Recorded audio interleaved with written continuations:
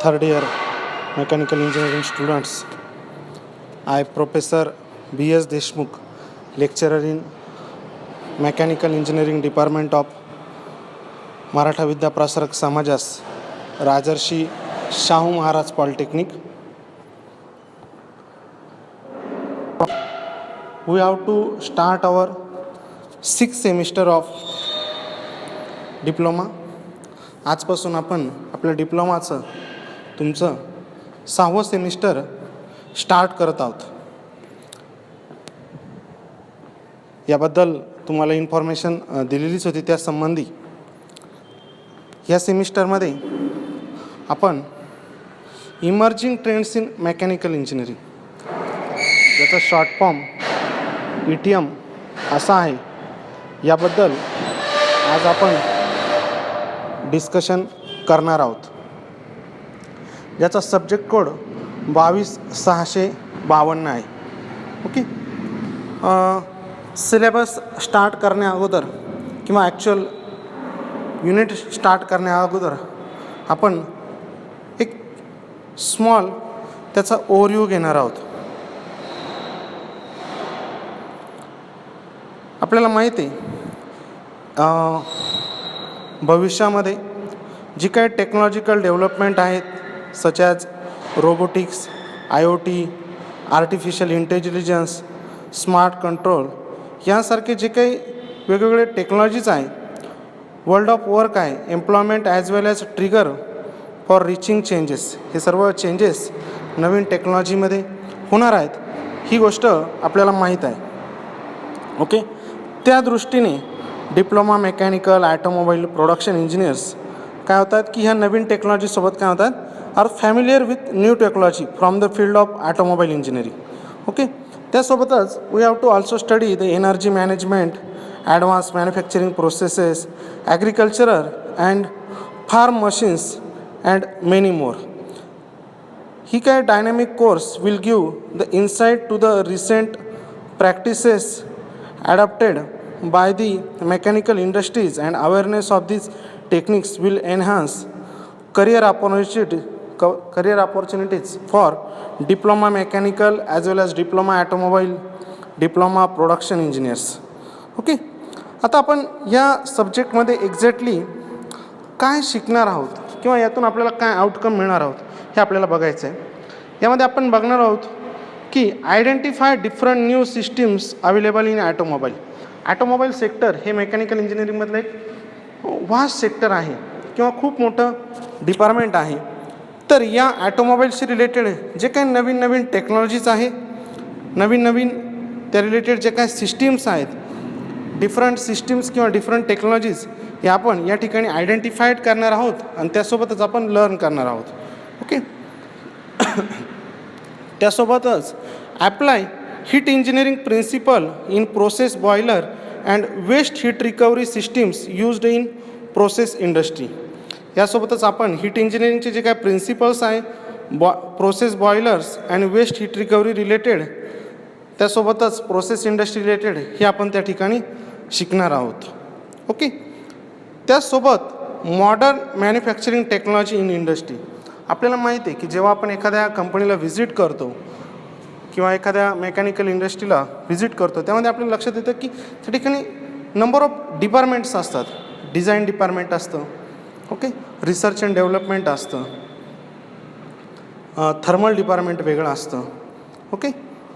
यासोबतच त्या ठिकाणी एक महत्त्वाचं डिपार्टमेंट असतं, ते असतं एक मॅन्युफॅक्चरिंग. आणि या जे काही मॉडर्न मॅन्युफॅक्चरिंग टेक्नॉलॉजीज आहे इंडस्ट्रीमधल्या, यामध्ये कोणकोणते नवीन टेक्नॉलॉजीज आलेल्या आहेत, त्याचे व्हेरियस जे काही एक्झाम्पल्स आहेत ते आपण त्या ठिकाणी बघणार आहोत. ओके. त्यासोबत use different standards for energy management and audit of given system. यामध्ये आपण what is mean by the energy audit, the various types of audit, also discussion on energy management हे आपण या सब्जेक्ट थ्रू बघणार आहोत. Okay. आणि त्यासोबतच select recent agriculture equipment for pre and post harvesting. Agricultural field एक मोठी field आहे इंडियामध्ये. आणि त्या रिलेटेड जे काही नवीन नवीन टेक्नॉलॉजीज किंवा इक्विपमेंट्स त्या ठिकाणी येतात हे आपल्याला त्या ठिकाणी बघायचे आहे. ओके. त्यानंतर आता आपण ॲक्च्युअल आपला जो काही सिलेबस आहे हा सिलेबस आपण या ठिकाणी बघणार आहोत. यामध्ये जे काय आपलं फर्स्ट युनिट आहे recent trends in automobile industry. Okay. हे युनिट आपण या ठिकाणी बघणार आहोत आणि यामध्ये जे काही सिलेबस काय आहे तो आपण ॲक्च्युली या ठिकाणी बघणार आहोत. ओके. त्यामध्ये आपण सिलेबस काय आहे ते बघणार. फर्स्ट आपण बघणार आहोत classify hybrid cars. Hybrid cars म्हणजे काय हे आपण त्या ठिकाणी बघणार आहोत. हायब्रिड काय म्हणजे काय. ओके. त्याचं जे काही व्हेरियस क्लासिफिकेशन्स आहे ते आपण त्या ठिकाणी बघणार आहोत. त्यासोबतच हायब्रिड कारचे जे काही व्हेरियस टाईप्स आहेत like as a micro hybrid, mild hybrid, full hybrid, series hybrid, parallel hybrid, हे जे काही हायब्रिड कारचे टाईप्स आहेत ते आपण या ठिकाणी बघणार आहोत. त्यासोबतच हायब्रिड कारचे जे काही मॅन्युफॅक्चरर्स आहे ते पण आपण या ठिकाणी बघणार आहोत. त्यानंतर आपण list different batteries used in E vehicles. आपल्याला माहिती आहे की सध्या आपल्या डे टू डे लाईफ आपण जर बघितलं तर ई व्हेकल्स ही कन्सेप्ट म्हणजे या कन्सेप्टबद्दल क्रेज तयार होत आहे. मग ही ई व्हेकल्सचे जे काही बेनिफिट्स आहे किंवा ई व्हेकल्स म्हणजे काय हे आपण बघणार आहोतच, परंतु त्यासोबत या ई व्हेकल्समध्ये यूज केल्या जाणाऱ्या ज्या काय बॅटरीज आहेत ह्या व्हेरियस टाईपच्या बॅटरीज आपण त्या ठिकाणी बघणार आहोत आणि त्यासाठी रिक्वायर्ड असलेलं जे काही स्पेसिफिकेशन आहे ते आपण त्या ठिकाणी बघणार आहोत. त्यासोबतच ई व्हेकल्स मॅन्युफॅक्चरिंग करणाऱ्या जे काही व्हेरियस इंडस्ट्रीचे किंवा कंपनीज आहे ते आपण त्या ठिकाणी बघणार आहोत. त्यानंतर ई व्हेकलसाठी रिक्वायर्ड असलेली जी काय बॅटरीज आहे ही बॅटरीज चार्ज कसे होते त्याची चार्जिंगची मेथड्स काय आणि त्यासोबतच ई व्हेकल्सशी रिलेटेड जे काही व्हेरियस इश्यूज आहे ते आपण त्या ठिकाणी बघणार आहोत. ओके. आणि त्यानंतर ह्या युनिटमध्ये आपण लास्टली फायनली बघणार आहोत की name different safety systems used in given vehicle. Used in given vehicle. Name different systems used in given vehicle. आपल्याला माहिती आहे की आत्ताच्या कंडिशनला जे काय ॲटोमोबाईल सेक्टरमध्ये आपल्याला माहिती आहे एक मोठा ब्रँड आहे कोणता तर तो टाटा आज आपण मार्केटिंग करताना बघतो आहे की ते सेफ्टीला फार इम्पॉर्टंट देत आहे. ते लॉन्च करतानाच त्याचे ॲडव्हर्टाईज करताना आपण बघतो की 5 स्टार आहे एखाद्या व्हेकलला सेफ्टीमध्ये असं आपण आज ऐकलेलं आहे की जे काही नेक्सॉन वगैरे व्हेकल आले म्हणजे काय. आणि त्याचमुळे मार्केटमध्ये आपल्या लक्षात येईल की टाटाच्या कारचं मोठं क्रेज आहे आणि आज आपण कोणती व्हेकल गेलो तर त्याला आपल्याला लक्षात येतं की आपल्याला शोरूमवाले सांगतात की खूप सारी वेटिंग आहे. म्हणजे काय यावरून आपल्याला लक्षात येते की सेफ्टी किती इम्पॉर्टन्स आहे. कारण आजच्या फास्ट लाईफमध्ये की जे काही व्हेकलचं जे काही स्पीड आहे किंवा जी काही गरज आहे ही दिवसेंदिवस वाढत आहे आणि त्यामुळे ॲक्सिडेंट होण्याचे चान्सेस पण त्या ठिकाणी वाढत आहे. त्यामुळे सेफ्टी एक इम्पॉर्टंट पार्ट त्या ठिकाणी आहे. मग आता या सेफ्टीमध्ये आपण ॲटोमोबाईलमध्ये काय काय बघणार आहोत तर त्या ठिकाणी आपण बघणार आहोत एअरबॅग्स बघणार आहोत. एअरबॅगचं मटेरियल काय असणार आहे, त्या ठिकाणी कोणता गॅस यूज केला जातो. ओके. त्यासोबतच ॲटोमॅटिक इमर्जन्सी ब्रेकिंग जी काय सिस्टीम आहे ही सिस्टीम काय आहे ती कशी वर्क करते ते आपण बघणार आहोत. त्यासोबतच आपण ॲडॅप्टिव्ह क्रूज कंट्रोल सिस्टीम काय आहे ते आपण त्या ठिकाणी बघणार आहोत. त्याच्यासोबतच इलेक्ट्रॉनिक स्टॅबिलिटी प्रोग्राम काय आहेत, अँटी कोलाजन सिस्टीम काय आहेत, ॲक्टिव्ह पॅसिव्ह इंटिग्रेशन सिस्टीम काय आहेत. हे जे काही सेफ्टीशी रिलेटेड जे काही नवीन नवीन टेक्नॉलॉजीज आहे हे आपण त्या ठिकाणी बघणार आहोत. असं हे आपलं फर्स्ट युनिट आहे recent trends in automobile industry. Okay. त्यानंतर युनिट सेकंड आहे प्रोसेस इंजिनिअरिंग. ही सेकंड युनिट आपण या ठिकाणी बघणार आहोत ज्यामध्ये जे काय बॉयलरशी रिलेटेड प्रोसेस बॉयलर सिस्टीम आहे तिचं डेफिनेशन आपण बघणार आहोत. म्हणजे स्टीम बॉयलर रिलेटेड सिस्टीम आपण या ठिकाणी बघणार आहोत. त्यासोबतच त्यामध्ये यूज होणार जे काय condensate loop in process industries आहे हे आपण त्या ठिकाणी बघणार आहोत. यामध्ये आपण super critical boiler okay ultra super critical boiler काय आहे ते आपण त्या ठिकाणी बघणार आहोत. त्याचं ॲक्च्युअल प्रिन्सिपल काय आहे ते आपण त्या ठिकाणी बघणार आहोत. त्यासोबतच अल्ट्रा सुपर क्रिटिकल जे काय बॉयलर आहे ते आपण ॲक्च्युअल जे काय बॉयलर आहे आपलं त्यासोबत काय करणार आहोत ते त्या ठिकाणी कम्पेअर करणार आहोत. ओके. त्याचं इंट्रोडक्शन आपण त्या ठिकाणी बघणार आहोत. त्यासोबतच आपण त्यामध्ये यूज केलं जाणारं हायपरबोलिक कूलिंग टॉवर आहे, हायपरबोलिक कूलिंग टॉवर हे पण आपण त्या ठिकाणी बघणार आहोत. आणि त्यासोबतच आपण जे काही रेग्युलर कूलिंग टॉवर यूज होतात ते आपण बघणार आहोत. ओके. आणि या चॅप्टरचा जो काही थर्ड पॉईंट आहे which is list commercially viable waste heat recovery devices, म्हणजे बॉयलर किंवा इंडस्ट्रीमध्ये जी काही हीट जनरेट होते, ही तयार झालेली जी काही हीट आहे ही वेस्ट जात असते. तर वेस्ट होणारी जी काही हीट आहे ती आपण कशा पद्धतीनं काय करू शकतो, रिकवर करू शकतो. ओके. आणि तिचा रियूज कसा करू शकतो हे आपल्याला या ठिकाणी बघायचं आहे. मग आपल्याला माहीत आहे की वेस्ट हीट रिकव्हरी जी काही प्रोसेस आहे प्रोसेस इंडस्ट्रीमध्ये ती आपल्याला बघायची आहे. आपल्याला माहीत आहे की ज्यावेळेस बॉयलर किंवा थर्मल पॉवर प्लॅन्टमध्ये ज्यावेळेस बॉयलरपासून वेस्ट होणारी जी काही हीट आहे ही हीट काय केली जाते, त्या ठिकाणी रियूज केली जाते इकॉनॉमायझरच्या साहाय्याने, एअर प्रीहीटरच्या साहाय्याने, आणि त्या हीटचं काय केला जातो, रियूज केला जातो. म्हणजे ती वेस्ट जाऊन दिली जात नाही. हे आपला सेकंड जे काही युनिट आहे यामध्ये आपल्याला बघायचं आहे. ओके. त्यानंतर आपलं जे काही थर्ड युनिट आहे recent trends in manufacturing industry, हे एक मोठं युनिट आपल्याला या ठिकाणी बघायचं आहे. याचं रिझन असं आहे की मेकॅनिकल फील्डमध्ये मॅन्युफॅक्चरिंग जे काही डिपार्टमेंट आहे किंवा प्रोडक्शन जे काही डिपार्टमेंट आहे हे डिपार्टमेंट कशा पद्धतीनं वर्क होतं हे आपल्याला त्या ठिकाणी बघायचं आहे. किंवा त्यामध्ये येणारे जे काही नवीन नवीन टेक्नॉलॉजी जे आहे किंवा जे काही रिसेंट ट्रेंड्स आहे हे आपल्याला त्या ठिकाणी बघायचे आहे. मग आपल्याला या ठिकाणी काय बघायचं आहे, list various elements of smart manufacturing. Smart manufacturing he concept आहे, ही आपल्याला जे काही टेक्नॉलॉजी आहे ही आपल्याला बघायची आहे, ज्याचं इंट्रोडक्शन आपल्याला बघायचे आहे. आणि स्मार्ट मॅन्युफॅक्चरिंग टेक्नॉलॉजी रिलेटेड जे काही एलिमेंट्स आहे, various elements for smart manufacturing technology आपल्याला त्या ठिकाणी बघायचे आहे. आणि ह्या स्मार्ट मॅन्युफॅक्चरिंग टेक्नॉलॉजीचा ॲप्लिकेशन्स काय काय आहे ते आपल्याला या चॅप्टरमध्ये बघायचे आहेत. ओके. अशी ही जी काय स्मार्ट मॅन्युफॅक्चरिंग कन्सेप्ट आहे ही आपल्याला या ठिकाणी लर्न करायची आहे. त्यानंतर सेकंड कन्सेप्ट आहे interpret the automation in mechanical industry. Mechanical इंडस्ट्रीमध्ये जे काय ॲटोमेशन सेक्टर आहे हे फार इम्पॉर्टंट रोल प्ले करत आहे आज. ॲटोमेशन म्हणजे जी काय बाहेर चालणारी जी काही प्रोसेस आहे ही आपल्याला काय करायची, ॲटोमेट करायची. आणि त्यासाठी रिक्वायर्ड असलेली मशिनरी कोणकोणतीची हे आपल्याला या ठिकाणी बघायचं आहे. म्हणजे सगळ्यात महत्त्वाचं आपल्याला या ठिकाणी बघायचं आहे की ॲटोमेशन सेक्टरसाठी ॲटोमेशन सेक्टर म्हणजे काय किंवा ॲटोमेशन म्हणजे काय, ॲटोमेशनची गरज काय, what is the need of automation. त्यानंतर आपल्याला बघायचं आहे की we have to see the basic elements of automated system. Automated सिस्टीमचे जे काही बेसिक एलिमेंट्स आहे हे आपल्याला बघायचे आहे. त्यानंतर ॲटोमेशन प्रिन्सिपल्स अँड स्ट्रॅटर्जीज आपल्याला या ठिकाणी बघायचे आहेत. त्यानंतर ॲटोमेशनचे बेनिफिट्स काय काय आहे ते आपल्याला या ठिकाणी बघायचे आहेत. म्हणजे त्यासोबतच आपल्याला ॲटोमेशनचे जे काही व्हेरियस टाईप्स आहे ते आपल्याला या ठिकाणी बघायचे आहेत. आपल्याला माहीत आहे की ॲटोमेशनचे जे काही व्हेरियस टाईप्स आहे like as a fix automation, programmable automation, flexible automation, hard and soft automation.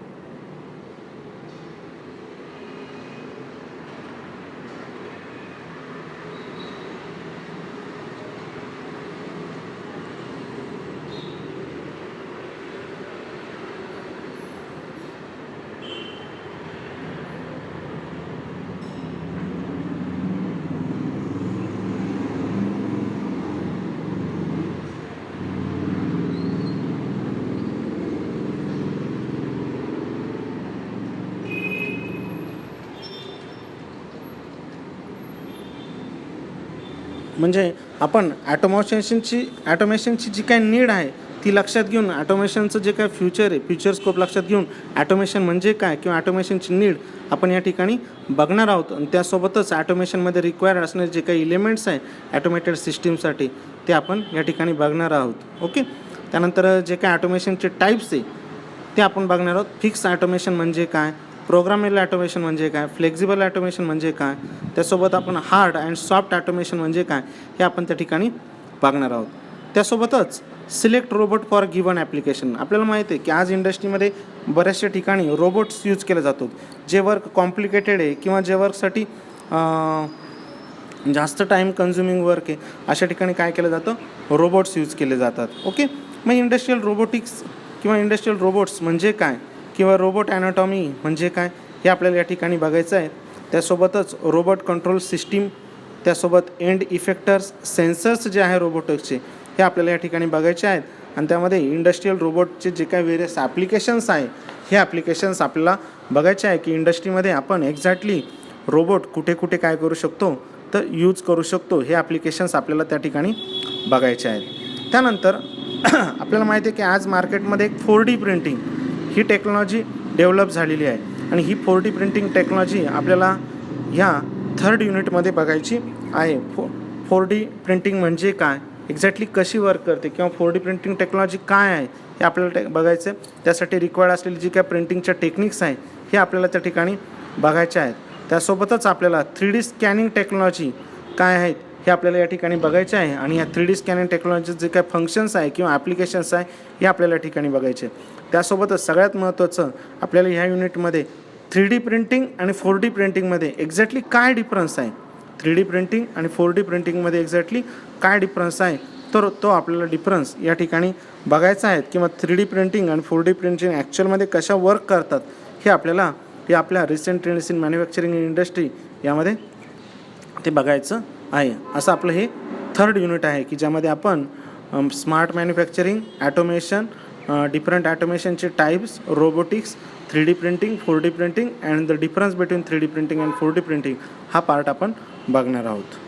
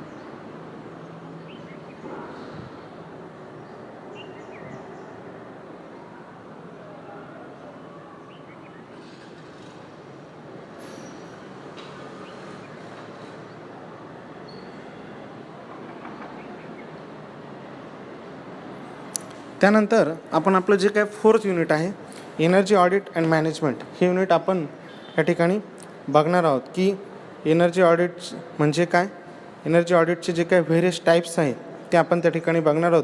त्यासोबतच आपण एनर्जी मॅनेजमेंट म्हणजे काय हे आपण त्या ठिकाणी बघणार आहोत. त्यासोबतच describe the methods of energy monitoring and targeting, energy monitoring करायचे जे काही व्हेरियस मेथड्स आहे हे आपल्याला या ठिकाणी बघायचे आहेत. आणि त्यासोबतच identify the various steps for conducting energy audit, energy audit exactly कशा पद्धतीनं केलं जातं हे आपल्याला या ठिकाणी बघायचं आहे. त्यासाठी रिक्वायर्ड असलेले जे काही व्हेरियस स्टेप्स आहे या व्हेरियस एनर्जी ऑडिटच्या स्टेप्स आपल्याला ह्या चॅप्टरमध्ये बघायच्या आहेत. स्टुडंट्स, तुम्हाला माहीतच असेल की आफ्टर डिप्लोमा मेकॅनिकल किंवा इलेक्ट्रिकल बरेचसे स्टुडंट हे एनर्जी ऑडिटमध्ये जात असतात. त्यासाठी मार्केटमध्ये त्या रिलेटेड काही कोर्सेस पण त्या ठिकाणी काय आहे तर अवेलेबल आहे.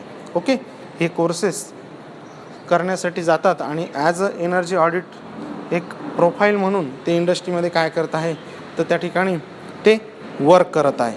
ओके, त्यानंतर लास्ट चॅप्टर आहे agricultural equipment and post harvesting technology. Okay, आपल्याला माहीत आहे की इंडियामध्ये ॲग्रिकल्चरल ही खूप मोठी फील्ड आहे किंवा खूप सारे पर्सन्स त्यामध्ये आज वर्क करत आहे. ओके, की इंडियाची जी काही इकॉनॉमी आहे बऱ्याचशी आपली काय माहिती आहे की आपल्याला माहिती आहे की कशावरती डिपेंडंट आहे तर ती ॲग्रिकल्चरल फील्डवरती ती त्या ठिकाणी डिपेंडंट आहे. ओके, त्यामध्ये आपल्याला explain the working of different agricultural equipment, agriculture related जे काही डिफरंट इक्विपमेंट्स आहे हे आपल्याला या ठिकाणी बघायच्या आहेत किंवा त्या रिलेटेड जी काही नवनवीन टेक्नॉलॉजीज आहे ही आपल्याला या ठिकाणी बघायची आहे. त्यासोबतच आपल्याला tillers, swimming and planting equipments, weeding machines, spraying machines, harvesting, post harvesting machineries हे आपल्याला या ठिकाणी बघायच्या आहे किंवा एक्झॅक्टली ते कसे वर्क करतात त्या रिलेटेड आपल्याला बघायचं आहे. त्यासोबतच आपल्याला एक कन्सेप्ट बघायची आहे ती म्हणजे कोल्ड चेन. कोल्ड चेन म्हणजे काय किंवा name different elements of cold chain.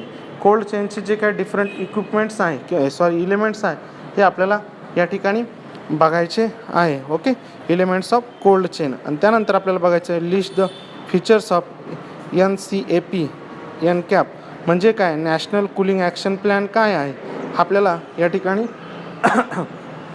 बघायचा आहे. ओके, असं या emerging trends and in mechanical engineering यांचा हा 5 चॅप्टरचा सिलेबस आहे जो आपल्याला या ठिकाणी बघायचा आहे.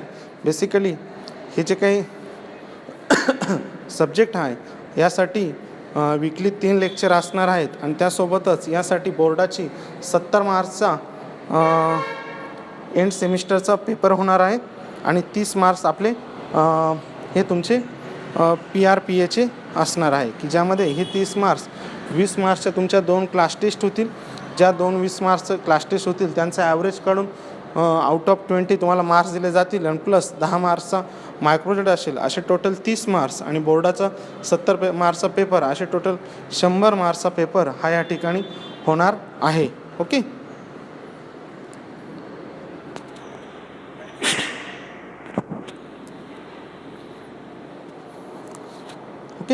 तर एक जस्ट नॉर्मल ओव्हरव्ह्यू आपण या ठिकाणी घेऊ की unit first recent trends in automobile industry आपलं फर्स्ट युनिट आहे की ज्यामध्ये आपल्याला हायब्रिड कार म्हणजे काय किंवा व्हेरियस हायब्रिड कारचे जे काही टाईप्स आहे हे आपण या ठिकाणी बघणार आहोत.